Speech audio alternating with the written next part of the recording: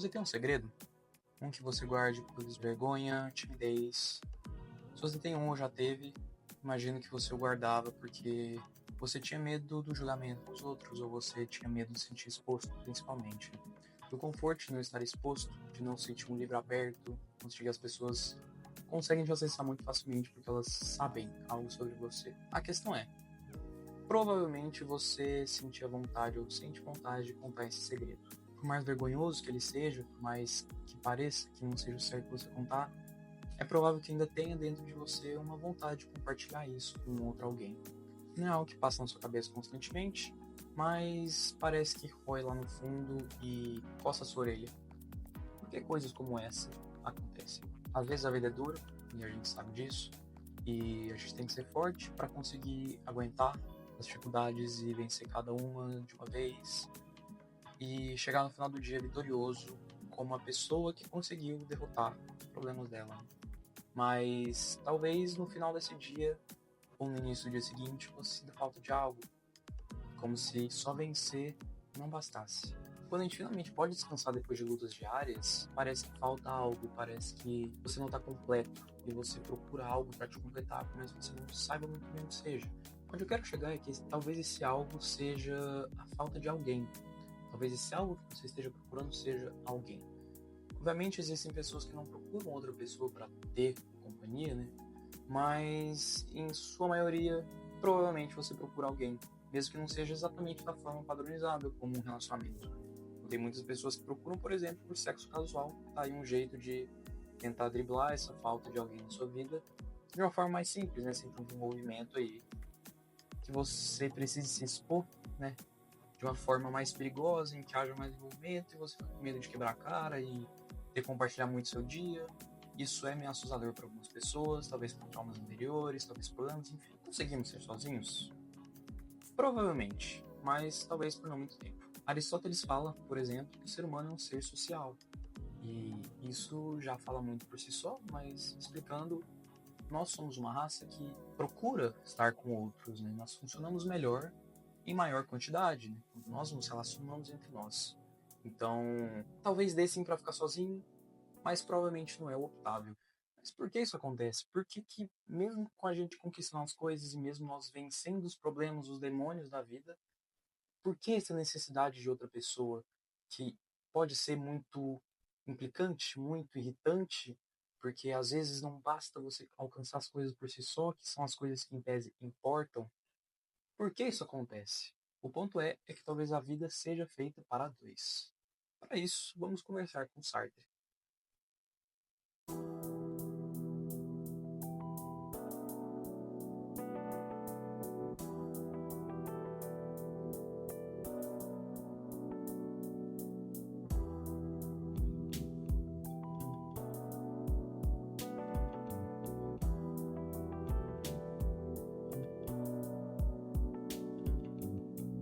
Sartre foi um filósofo fenomenal, e para não aprofundar muito na tese dele, para virar um papo muito filosófico, ele resume tudo no nosso universo como resultado de relações. Então, o preto só existe porque o branco existe. Alguém só existe porque alguém o observa. Então tem quem observa, quem é observado, o preto e o branco. Eles só existem porque os dois existem, né? Então não tem um antes ou um depois, porque tudo parte de relações. O mesmo dizem os taoístas e os zen budistas, que estão lá no Oriente, mas que eles falam coisas parecidas, que o universo passou a existir de uma vez só, então não tem algo antes, ele apenas passou a existir por opostos. Então eles dialogam muito bem com Sartre nisso aí. Você só consegue perceber que você existe porque você tem a reação dos outros. Então se você estivesse completamente isolado, se você falasse, você não ia nem ter certeza de que você está falando, porque não tem ninguém ouvindo. Você poderia achar que você está louco, que você está sozinho, que você não está falando de verdade, porque ninguém está te escutando, então às vezes só você está falando para dentro ou para fora, enfim. Você não sabe se não tem alguém reagindo, se não tem essa relação. Ok, mas como que essa conversa toda pode ajudar a gente a entender o que a gente quer entender, que é a necessidade que temos de estar com outra pessoa? O Sartre dizia que nós, seres humanos, somos seres vazios por dentro, justamente por estarmos em constante mudança. Se você pedir para a pessoa que te conhece melhor no mundo te descrever, ela até ela terminar de te explicar, de te descrever, você já vai ser outra pessoa. Então, não é muito válido, justamente porque a gente é vazio, porque a gente está sempre mudando. Então, não tem como paralisar a gente precisa paralisar algo para explicar esse algo. Se não dá para paralisar, porque tem constante mudança, acontece que nós somos vazios. E é justamente por sermos vazios que nós não temos um sentido para a vida. E é por isso que temos duas interpretações tão diferentes. A gente pode descobrir que é vazio por dentro e pode chorar a vida inteira por causa disso.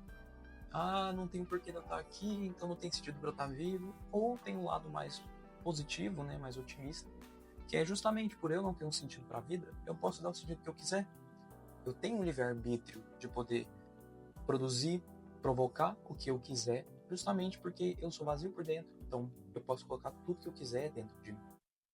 E para Sartre, qual seria esse sentido? Justamente o amor. Então, como que a gente pode explicar melhor, se não contando a história de amor dele com a Simone de Beauvoir, uma ilustríssima filósofa do século XX, que foi casado com ele por mais de 50 anos. Jean-Paul Sartre nasceu em 1905, na França, em Paris, e ele perdeu o pai um ano depois. Então ele já descreve isso como o maior momento da vida dele e que isso ia mudar a trajetória dele para sempre. Depois da morte do pai, ele foi morar com a família da mãe antes dela se casar, né? Porque na época você se casava com mulher e você ia ficar com seu marido, você não tinha mais tanto contato com a sua família como antes, né? E o avô dele, o pai da mãe dele, foi quem introduziu Sartre aos livros. Então ele criou uma criança extremamente apaixonada em literatura. Ele lia, ele engolia livros, e é o que ele fazia no tempo livre dele.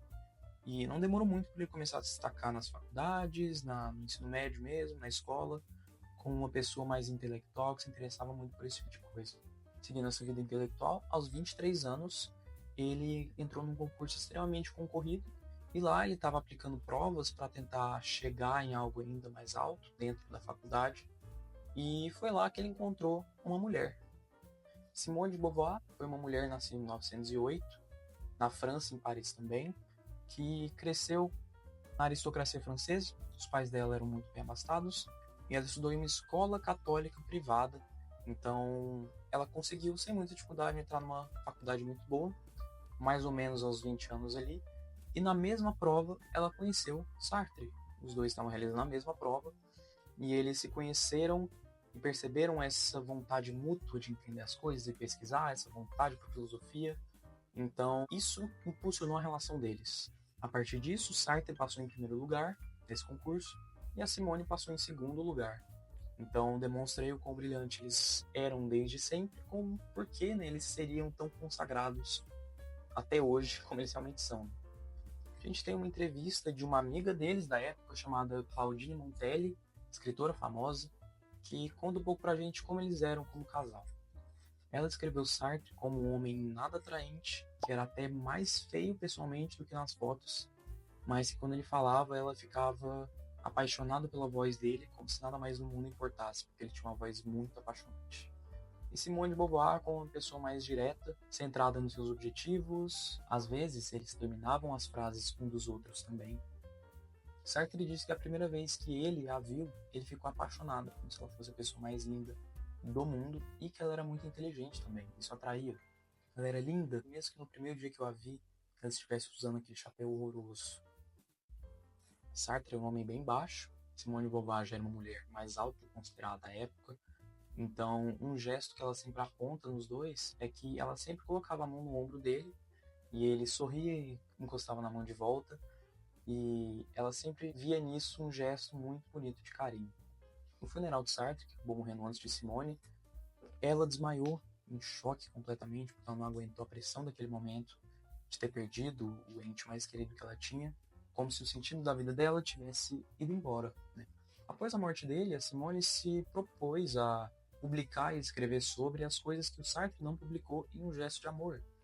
Em resumo, o Sartre passou a vida inteira escrevendo sobre como nós somos vazios e sem sentido, e que objetivos são imprescindíveis para que a gente consiga permanecer vivo, sem muito sofrimento. Objetivos materiais não sustentam o sentido por si só. Só isso não vai conseguir te manter são. Você precisa de um sentido mais profundo, especificamente para Sartre, o único jeito de você expressar isso num sentido real, que conseguia fazê-lo aguentar a vida, era o amor, era amar e se sentir amado.